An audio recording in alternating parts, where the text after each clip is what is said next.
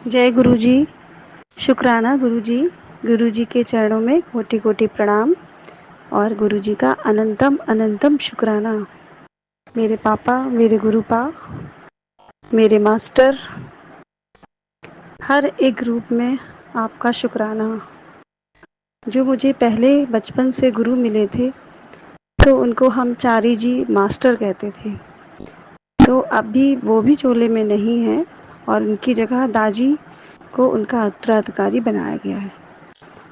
लेकिन मैं कभी भी जो चारी जी से कनेक्शन महसूस करती थी वो कभी दाजी से अब तक नहीं बन पाया है। उनके पहले जो दो गुरु हुए थे, लाला जी महाराज और बाबू जी महाराज, उनके चरणों में मुझे बहुत बहुत कनेक्शन था, जबकि मैंने उनको कभी नहीं फिजिकली देखा था, क्योंकि जब मैं अपने इस मिशन से जुड़ी थी, रामचंद्र मिशन, तो वो भी चोला छोड़कर जा चुके थे। मैंने चारी जी को, जो कि साउथ से थे, उनको ही देखा था। और ये पूरा मिशन जो है पूरी तरह से मेडिटेशन पर ही डिपेंड था कि बस आकर आपको ध्यान में बैठना है, मेडिटेशन करना है, क्लीनिंग करनी है और जो अपने पुराने जन्मों के संस्कार हैं उनको दूर करना है। तो हर बुधवार को भी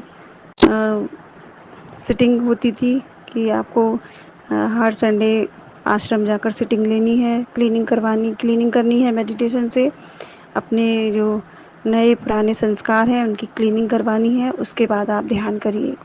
गुरु के चरणों में आपका ध्यान होना चाहिए। कहीं भी कोई पैसा या फिर इस तरीके की चीज़ें नहीं थी, न तो कोई आडंबर वाली पूजा थी, कुछ भी नहीं था। तो इस पद्धति से जुड़कर, जिसको सहज मार्ग कहते हैं, हम अपने आप को बहुत धन्य समझते थे और थोड़ा हमारे अंदर एक प्राउड भी था कि हमें इतनी बेहतर पद्धति मिली है, हम इतने ब्लेस्ड हैं कि हमें ऐसे महान गुरुजी मिले हैं जिनका कनेक्शन ब्राइटर वर्ल्ड से है। और इसके आगे तो कुछ हो ही नहीं सकता, इसके आगे कुछ भी संभव ही नहीं है, क्योंकि गुरुजी हमें स्वयं में खुद को खोजने की पद्धति से जोड़ते हैं। लेकिन नाम सहज मार्ग था, लेकिन उसको फॉलो करना बहुत आसान नहीं था, क्योंकि स्वयं के संस्कारों से पीछा छुड़ाना हर किसी के लिए संभव नहीं होता है। हम पता नहीं कितने जन्मों की जर्नी करने के लिए आए हैं और कितने जन्मों से जर्नी कर रहे हैं, कितने कितने संस्कार हमारे बन चुके हैं, हमको याद ही नहीं है। लेकिन हम उनको, जैसे गुरु जी कहते हैं, कर्म कटवाते हैं, उनको भोग रहे हैं और बराबर डिवाइन से क्वेश्चन करते हैं कि पता नहीं मैंने क्या कर्म किए हैं, किस जन्म का बदला मुझे मिल रहा है। इस तरह से शिकायत करते हैं, क्योंकि इस मिशन में भी जब आपके संस्कार गलत होते हैं तो वही पद्धति है कि बहुत तेजी से वो संस्कार निकलते हैं बाहर। यहाँ पर हमको एक सहूलियत दी जाती है कि अगर हम इस पद्धति को सही तरीके से यूज करें तो हम अपने संस्कार डेली का डेली खुद भी रिलीज कर सकते हैं। लेकिन वही कहते हैं ना कि हर किसी में वो क्षमता नहीं है, वो पावर नहीं है कि उस पद्धति को सही तरीके से स्टेप बाय स्टेप फॉलो कर सके।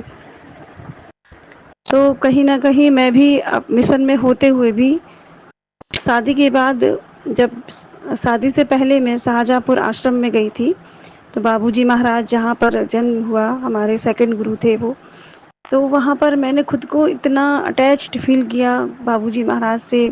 उनकी हर एक चीज़ वहाँ पर मौजूद थी, मैं उनकी कहानियाँ सुन रही थी, हर चीज़ ऑडिटोरियम में हमको सुनाया जा रहा था।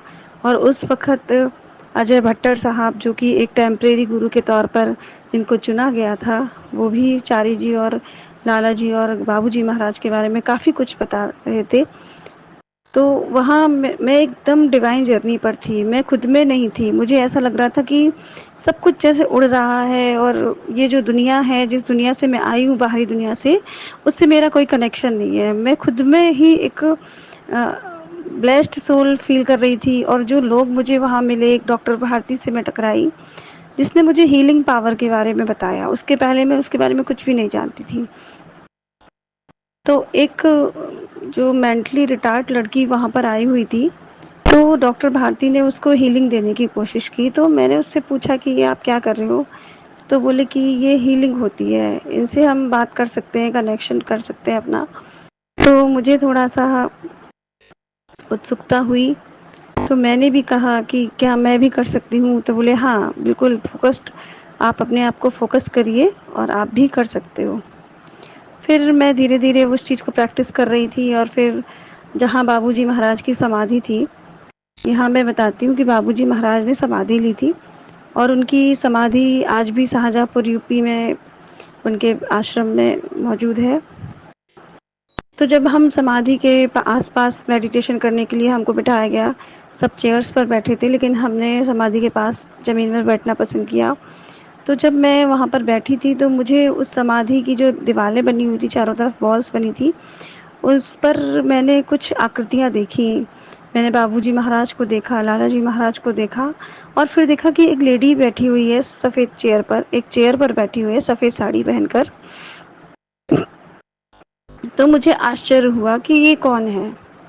मैं बार-बार देख रही थी और बार-बार अपने आप से क्वेश्चन कर रही थी कि ये जो लेडी मुझे दिख रही है, मुझे बाबूजी महाराज, लाला जी महाराज समझ में आ रहे हैं, चारी जी भी समझ में आ रहे हैं, लेकिन ये जो लेडी है वो कौन है? मैं नहीं समझ पा रही थी। मुझे लगा कि मेरे मन का भ्रम है। मैंने डॉक्टर भारती को भी बोला कि देखिए, आप शायद आपको ये चीज़ें दिख रही हों। तो जब वो बहुत मैंने समझा दिखाया उनको, तो धीरे जब वो फ़ोकस्ड हुई तो उनको भी वो चीज़ें दिखने लगी। तो मैंने कहा, उसने मुझसे बोला कि तुम बहुत डिवाइन सोल हो, कि तुम्हें जो चीज़ें आसानी से दिख जाती हैं वो हमको बहुत बहुत मुश्किल से प्रैक्टिस करने के बाद दिखती हैं। तो मैंने कहा कि मैं लाला जी महाराज, बाबूजी महाराज और चारी जी महाराज को तो देख रही हूँ, लेकिन ये जो लेडी है उनको मैं नहीं पहचान पा रही हूँ, ये कौन है? हो सकता है भविष्य में कोई गुरु हमको महिला के स्वरूप में मिले। तो ऐसे करके मैं हज़ारों सवाल लेकर जब वहाँ पर हमारा फंक्शन का पीरियड समाप्त हो गया और हम घर आ गए, फिर मैं अपनी आध्यात्मिक जर्नी से कट गई और मेरी शादी हुई। और मेरी शादी एक ऐसे परिवार में हुई जो सिर्फ कर्म कांड रिचुअल्स को ही फॉलो करता था। उनका आध्यात्मिकता से कोई लेना देना ही नहीं था। ना वहाँ वहाँ कोई पर्सन आध्यात्मिक जर्नी से जुड़ा हुआ था दूर दूर तक। पूरी तरीके से सांसारिक लोग जो होते हैं, बस वही सब था। मेरी बातें भी किसी को समझ में नहीं आती थी। तब मेरे पिता जीवित थे, तो तब एक बार लखनऊ इंटरनेशनल आश्रम में फंक्शन हुआ और वहाँ पर मैं गई अपने माता पिता के साथ। वो हमने अपने गुरुजी के अंतिम दर्शन किए लखनऊ में। तो बहुत बड़े स्तर का फंक्शन था। वहाँ पर डेनमार्क से, रूस से बहुत सारे लोग आए थे। 5,000 लोग तो मद्रास से आए हुए थे और पूरी एक ट्रेन चल के मद्रास से आई थी। बहुत बड़े स्तर का वो इंटरनेशनल फंक्शन था और वहाँ जाकर हमने चारी जी महाराज के दर्शन किए और ये 3-4 दिन हमने वहाँ पर स्पेंड किए। पर मेरी बेटी थी छोटी, 2.5 साल की, उसको वहाँ पर दिक्कत हो गई और हमें वापस आना पड़ा, बीच में ही छोड़कर फंक्शन। तो इसके लिए उसके बाद मैं कभी भी किसी भी फंक्शन को अटेंड नहीं कर पाई और मेरे मिशन, मेरे गुरु से कनेक्शन कट हो गया। फिर मैं अपने जो फैमिली रिचुअल्स की पूजा थी उसमें इतना लग गई कि मैं खुद को ही भूल गई। और जब भी मैं पूजा करती तो मैं एक अलग ही वर्ल्ड में पहुंच जाती थी और मुझे ऐसा महसूस होता था कि ये जो सब है वो सब मेरा असली घर नहीं है। मतलब मैं अक्सर अपने आप से पूछती थी कि क्या यही सच्चाई है, क्या यही जीवन है और कुछ भी नहीं है। अक्सर क्वेश्चन मेरे दिमाग में ये चलता ही रहता था। तो आज जब इस बात को 14-15 साल हो गए हैं, मेरे पिता भी 2011 में अपना शरीर छोड़कर गुरुजी के चरणों में चले गए हैं और मेरे पिता ने अपने मेडिटेशन लेवल पर वो स्थिति प्राप्त कर ली थी कि जब भी वो आंख बंद करते थे तो उन्हें सिर्फ रोशनी ही दिखाई देती थी। वो जानते थे कि स्पिरिचुअल बातों की समझ केवल मुझे है, तो वो मुझसे ही अपनी सारी डिवाइन जर्नी बताते थे। वो बहुत डिवोटेड व्यक्ति थे और जो भी हमारे मिशन के रूल्स थे वो पूरे फॉलो करते थे। समय से ध्यान और क्लीनिंग का पूरा ध्यान रखते थे और ध्यान की अवस्था में उन्होंने वो स्थिति पाली थी कि जब भी वो आंख बंद करते तो वो एक रूहानी संसार में अपने आप को पाते थे, एक लाइट वर्ड में वो अपने आप को पाते थे। और बहुत ही कम उम्र में, सिर्फ 56 वर्ष की उम्र में उन्होंने अपना शरीर छोड़ दिया। वो एक गवर्नमेंट जॉब में थे, वो भी 4 साल बाद उनका रिटायरमेंट था, वो भी उनको नहीं मिल पाया, क्योंकि सांसारिकता से उनका मन उचट गया था। वो बहुत खुश महसूस नहीं करते थे सबके साथ, वो सिर्फ जब अपने ध्यान में डूबे होते थे तभी बहुत खुश थे। और उनकी जर्नी का एक प्रमाण हमें जब मिला कि जब वो मृत अवस्था में थे, तो उनके चेहरे पर जब हमारे मिशन के लोग आए, प्रेस्क्रिप्टर वगैरह ने, उन्होंने उनको सिटिंग दी, सबने उनके लिए बैठकर लास्ट बार ध्यान किया, तो उनके चेहरे पर एक स्माइल फैल गई। वो इतना मुस्कुरा रहे थे, इतना मुस्कुरा रहे थे कि हर इंसान जो वहाँ बैठा था कहने लगा कि अरे ये तो बहुत मुस्कुरा रहे हैं, ये तो इतना तेज मुस्कुरा रहे हैं। हर किसी को उनकी मुस्कुराहट दिखाई दे रही थी। जबकि देखा जाए तो डेड बॉडी को हंसना एक मिरेकल जैसा ही है, लेकिन मेरे पिता के चेहरे पर एक ऐसी मुस्कान फैली हुई थी जिसके दर्शन उस वक्त सबने किए।